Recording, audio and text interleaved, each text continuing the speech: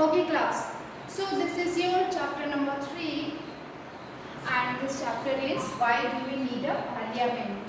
Parliament की ज़रूरत क्यों है and you know that I am taking your revision and इसमें कुछ जो टॉपिक्स एक बार हम टॉपिक्स को देख लें कि क्या क्या इसमें पढ़ना था.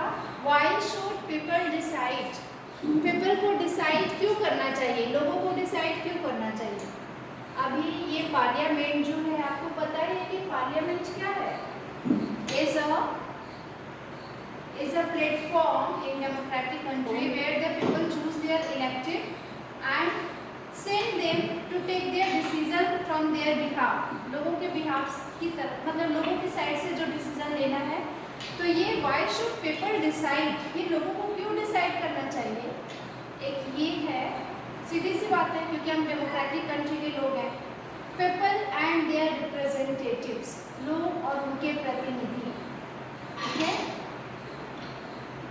बेटा, यही है ना आपका चैप्टर. तो हाँ ठीक है, ये चैप्टर थोड़ा शॉर्ट लग रहा है इसमें.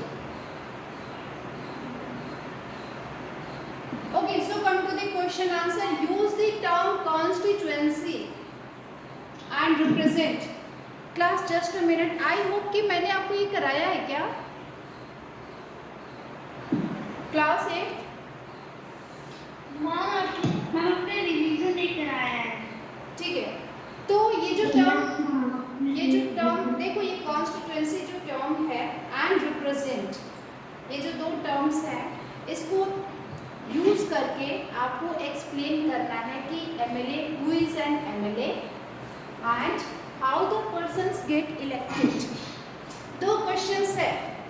Whenever you get questions in the exam ना, ध्यान रखना कि उसमें कितने नंबर ऑफ क्वेश्चंस होते हैं. तो एमएलए कौन है और कैसे, how the person gets elected, और उनका इलेक्टेड कैसे होते हैं एमएलएस. यहाँ पे एमपीज की बात नहीं हो रही है, एमएलए की बात हो रही है, ये ध्यान रखना. Member of legislative assembly, right. तो कॉन्स्टिट्यूएंसी आप सबको पता है कि जितने भी स्टेट्स होते हैं एंड जो कंट्री है हमारी कंट्री में न्यूमरस नंबर ऑफ कॉन्स्टिट्यूएंसीज है. Constituency means the area from where the people elect, जो चूज किए जाते हैं. Representative get elected. Yes. And represent मतलब रिप्रेजेंट करना, अपने एरिया को, वो कॉन्स्टिट्यूएंसी को रिप्रेजेंट करेंगे. अब कह रहे हैं कि इस टर्म को यूज करके बताओ कि who is an MLA. MLA means member of legislative assembly.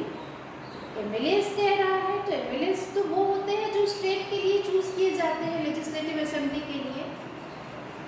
तो एमएलए कैसे चूज किए जाते हैं, जितने भी लोग होते हैं जो अलग अलग पॉलिटिकल पार्टीज के होते हैं वो अपनी कॉन्स्टिट्यूएंसी से खड़े होते हैं वोटिंग के लिए इलेक्शन के टाइम. ठीक है, और फिर उनके लोग, उस एरिया के लोग उनको चूज करते हैं. बहुत सारे पॉलिटिकल पार्टीज के लोग खड़े होते हैं. तो ये डिपेंड करता है लोगों की चॉइस के ऊपर कि वो किस पार्टी के लोग को प्रेफर कर रहे हैं.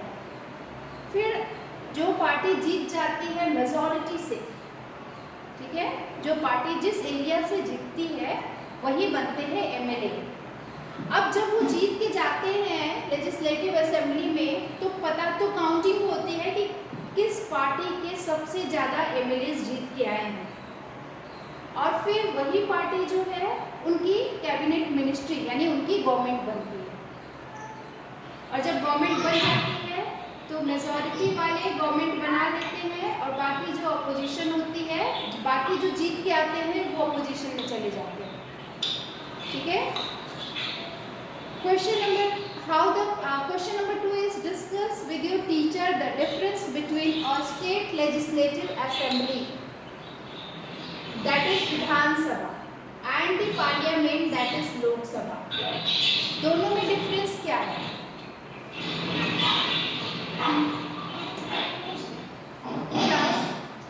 डिफरेंस क्या है लेजिस्लेटिव असेंबली एंड बेटा जैसे हाँ और यहाँ हमारे कोने की माइक में आवाज़ें आ रही है.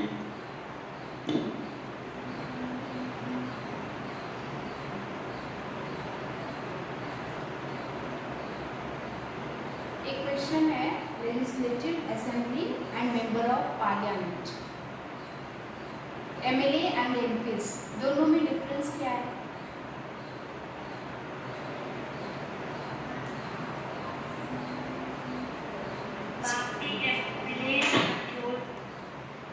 State legislative assembly,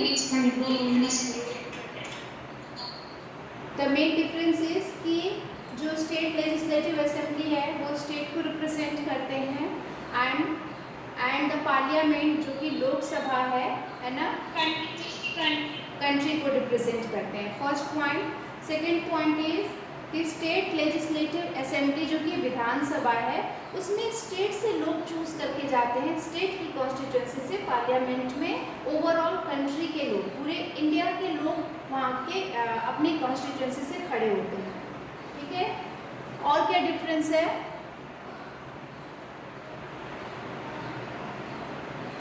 state legislative assembly में स्टेट की इश्यूज पे बात की जाती है, जबकि पार्लियामेंट जो कि लोकसभा है वहाँ पे आपको करंट कंट्री के सेंट्रल इश्यूज की बात की जाती है। क्लियर? और क्या डिफरेंस हो सकता है?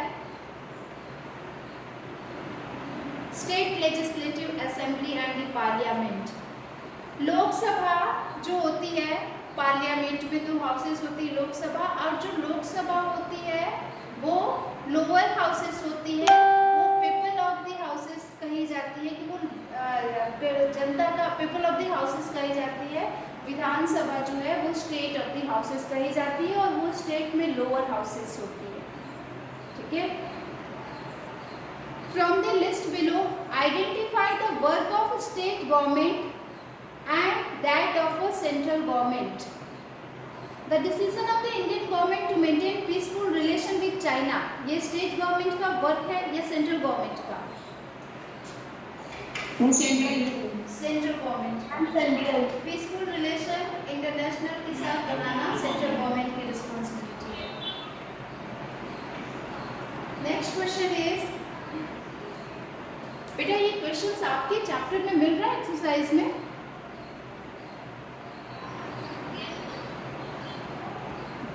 Yes, ma'am.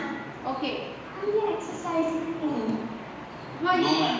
जो मेरी बुक है ना उसमें, मेरी बुक है उसमें भी एक्सरसाइज में दिया नहीं है, चैप्टर 3 में ये दिया नहीं है मेरी भी बुक में। अब मेरी बुक में तो दिया है। हाँ, आपकी बुक में दिया होगा, ये हो सकता है इसमें यही है, तो चलो इसी को देख लेते हैं।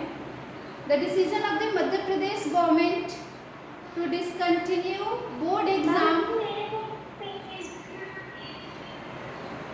मैम मेरे एक्सरसाइज की है। मैम मेरे बुक में 43 पे ये जो आप पढ़ा रही है, हाँ मैम 41 पे एक्सरसाइज फिर से yes ma'am. Ma'am 41 page number 41 में। यस तो मैम। देखिए ये जो मेरे पास बुक है ना बेटा, ये एक्सरसाइज के क्वेश्चन आंसर ये पेज 41 में ही है जो मेरे पास बुक है, और अभी ये जो मैं देख रही हूँ पर ये क्वेश्चंस मेरे मिल नहीं रहे हैं मेरे एक्सरसाइज में। मैम ये क्वेश्चन पेज हाँ number okay okay okay, page number 33 पे है, गॉट इट, है ना? Yes, ये ma'am. का क्वेश्चन है। अच्छा, हो सकता है फिल इन द ब्लैंक्स में या ट्रू फॉल्स में इस तरह के आपको क्वेश्चन मिल जाए तो आप इतना समझ सकते हो। अब जैसे मान लो कि decision of Madhya Pradesh government to discontinue board exam in class 8 for all school under this board, तो ये किसका डिसीजन होगा, स्टेट गवर्नमेंट का कि सेंट्रल गवर्नमेंट का? स्टेट गवर्नमेंट का। बिल्कुल, यहाँ पे सेंट्रल गवर्नमेंट कोई इंटरप्ट नहीं करेगी। Introduction of new train connection between Ajmer and Mysore, central government. ठीक है, और आप क्वेश्चन नंबर 4 भी इजीली कर सकते हैं। यूनिवर्सल एडल्ट फ्रेंचाइजी जानते ही हो कि क्या है, इक्वल राइट टू वोट। ठीक है, एमएलएस पता ही है आपको, रिप्रेजेंटेटिव्स आप जानते हैं, डायरेक्टली आप जानते ही हैं। तो एक हाँ Introduction of a new train manage the control of the central government and regular minister. which one, कौन सा? And the introduction of a new train connection between Ajmer and Jaipur trains कभी भी एक स्टेट के अंदर नहीं चलती है। Trains is the matter of कि वो 2 स्टेट्स में रन करती है या मोर देन 2 स्टेट्स में जाती है। तो इतने सारे स्टेट्स गवर्नमेंट्स एक साथ तो नहीं मिलके काम करेंगे ना, तो वहाँ पे सेंट्रल गवर्नमेंट डिसीजन लेती है। Clear? Yes, ma'am. The role of the parliament, parliament Yes, ma'am. के फंक्शंस क्या क्या है, क्या क्या पार्लियामेंट काम करती है, इसकी इम्पोर्टेंस क्या है, ठीक है। और हो सकता है इस तरह के क्वेश्चंस पेपर में दिए गए हो, ये भी हो सकता है। हाँ बेटा बताइए। Ma'am, I have to ask the question. हाँ, यस।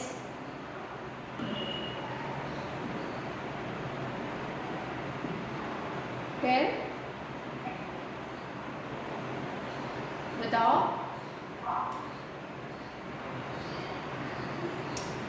देखो पार्लियामेंट की जो फंक्शन है to select the national government को सेलेक्ट करना, ये पार्लियामेंट का फंक्शन है। ये मैंने आपको पूरा ये प्रोसेस जो था वो बताया था कि कैसे वो नेशनल गवर्नमेंट को सेलेक्ट करेगी, ठीक है। जिसमें हम लोगों ने ये पढ़ा था ना कि टोटल मान लो कि 543 जो लोग चूज करके जाते हैं पार्लियामेंट में, लोकसभा में। Yes, ma'am, network problem. Ma'am, my question was, ma'am, हाँ बोलिए बेटा। ma'am, my question was, ma'am, it is a very important way through the parliament controls the executive. हाँ ठीक है, तो प्रॉब्लम क्या है यहाँ पे? मैम मेरा क्वेश्चन ये है कि ma'am which is very important way, ma'am कौन सा बहुत इंपॉर्टेंट वे मैम जिसमें पार्लियामेंट एग्जीक्यूटिव कंट्रोल करती है? कौन सा तरीका है जिससे पार्लियामेंट एग्जीक्यूटिव को कंट्रोल करती है? Yes ma'am. अच्छा, तो आप जानते ही हैं कि पार्लियामेंट में क्या होता है, डिबेट और डिस्कशंस होते हैं किसी मुद्दे को लेकर के। मान लो कि जिसकी गवर्नमेंट बनी है और जो अपोजिशन के लोग हैं, ये 2 मेजर प्लेयर होते हैं पार्लियामेंट में, एक मेजॉरिटी एक अपोजिशन। अब एग्जीक्यूटिव किस तरह से काम कर रही है इस पे जब बहस चलने लगती है पार्लियामेंट में, लोकसभा में, राज्यसभा में, तो उस पे जो अपोजिशन की टीम होती है वो उनसे क्वेश्चंस करती है कि ये लोग जो काम कर रहे हैं, एग्जीक्यूट कर रहे हैं प्लान को या किसी लॉ को या कोई भी चीज़, तो ये इसमें ड्रॉबैक है, इसको सही करना है। जो पॉलिसीज और प्रोग्राम गवर्नमेंट चला रही है उसको उसमें ये शॉर्ट कमिंग्स है, ये प्रॉब्लम, उसको सही करना है। तो वो आंसर मांगती कि बताइए आप ये क्या कर रहे हैं, ठीक है। तो उनको जवाब देना होता है कि देखिए ऐसा ऐसा है, हम ये ऐसे ऐसे कर रहे हैं, और बहुत स्ट्रांगली अपनी बात को रखना होता है। तो इन सब तरीकों से पार्लियामेंट जो है वो कंट्रोल करती है एग्जीक्यूटिव को। Actually, ma'am, ma'am, no problem in our country. Ma'am, the black and white. Ma'am, the people problem. सिमर जो क्या कह रहे हैं? Ma'am, the black and white. Ma'am, the black and white people in our country. हाँ। मतलब ma'am ये होता है कि हम लोग कंट्री में हाँ मैम ब्लैक पीपल और व्हाइट पीपल में मैम वो होता है मैम भेदभाव हो। हाँ, तो मैम मतलब मैम अभी भी मैम होता है। अभी भी होता है, वो होता है तो होने दो, लेकिन वो देखो वो सब मेंटालिटी की बात है।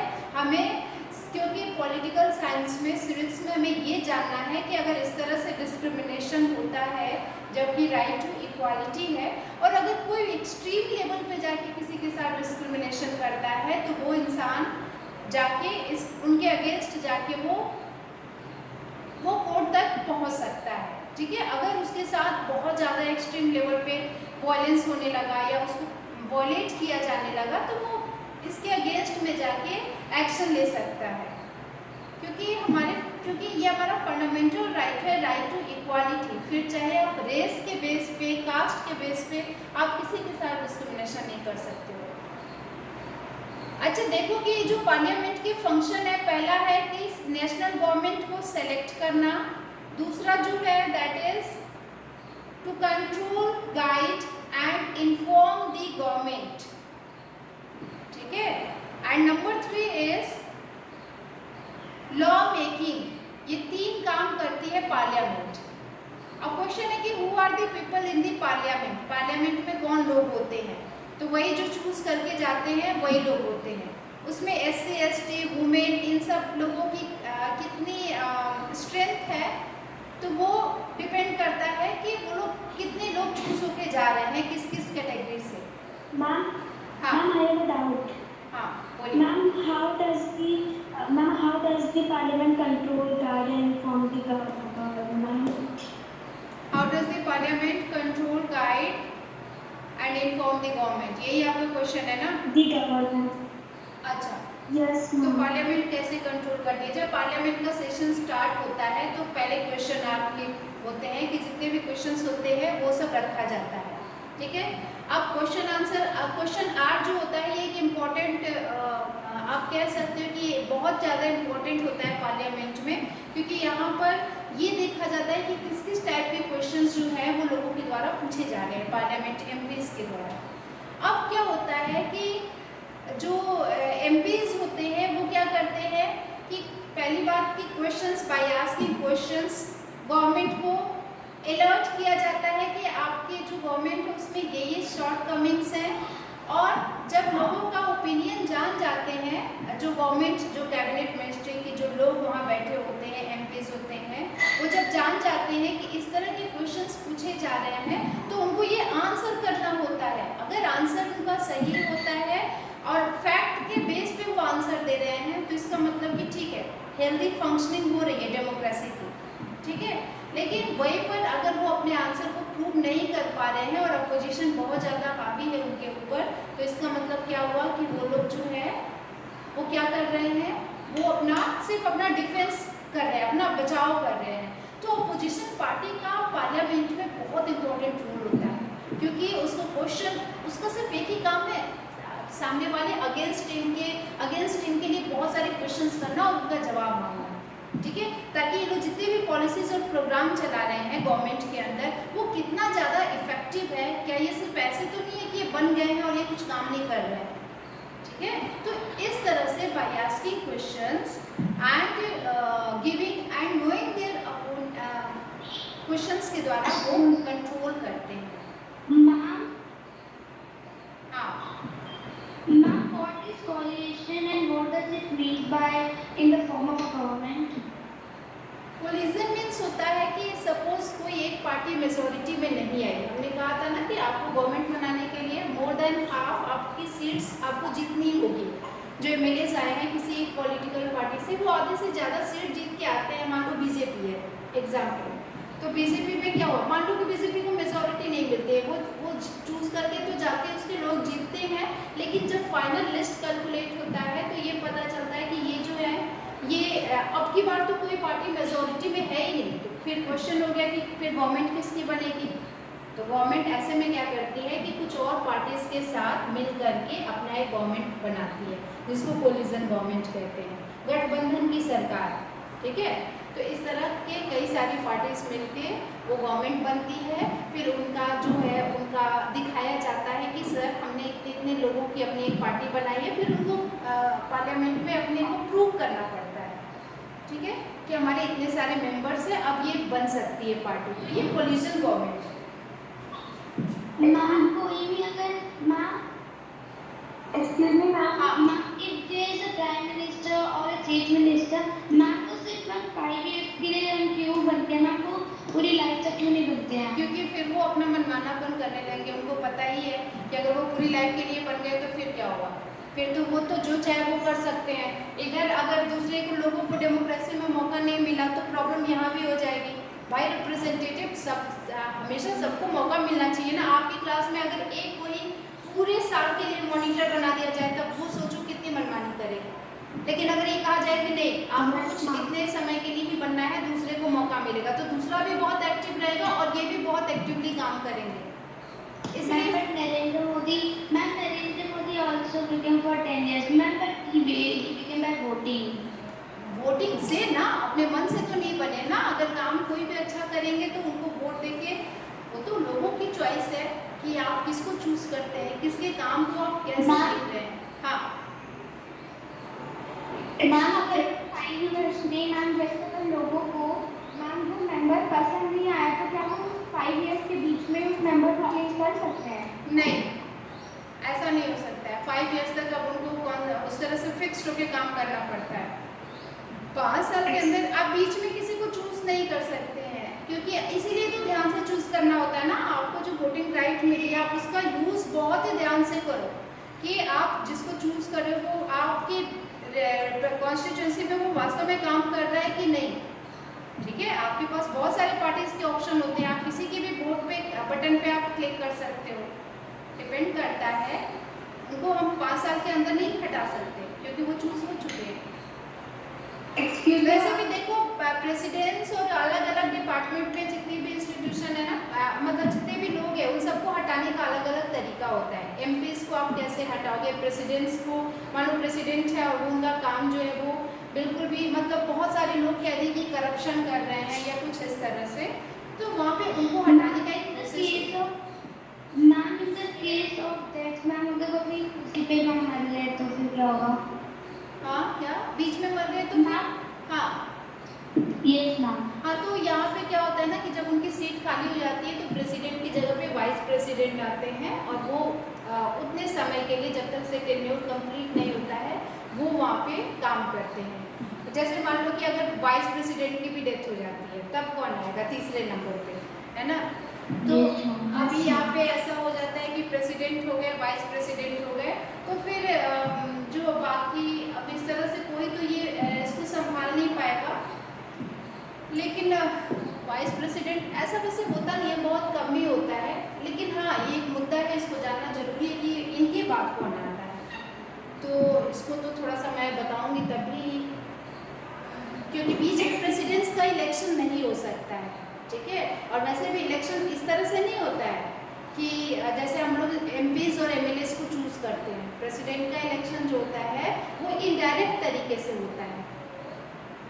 ठीक है, तो ये बात, हाँ मैम जो पार्लियामेंट में इस टॉपिक को अगर बात करते हैं तो सारे स्टेट्स की प्रॉब्लम्स रहती हैं। अगर वो की जो सभा होती है उसमें जो उसका सॉल्यूशन नहीं निकलता है तो वो पार्लियामेंट में जाता है। नहीं, स्टेट्स की प्रॉब्लम लेजिस्लेटिव असेंबली में सॉल्व की जाती है, रिजॉल्व होती है। वो आपका पार्लियामेंट में तब जाएगा जैसे राज्यसभा है। ठीक है, तो राज्यसभा में जितने भी लोग होते हैं वो कौन होते हैं? स्टेट के रिप्रेजेंटेटिव होते हैं, जो एमपीज होते हैं। लोकसभा में तो मिनिस्टर्स और उनके लोग और अपोजिशन वाले होते हैं, राज्यसभा में राज्य के प्रतिनिधि होते हैं। तो वो लोग अपने अपने राज्य की प्रॉब्लम्स को वहाँ पे रखते हैं अगर स्टेट लेवल पे नहीं होता मैम जनरल इलेक्शन क्या होता है? क्या ma'am general election. Ma'am general election. General election क्या होता है? ये टर्म आपको कहाँ से मिला?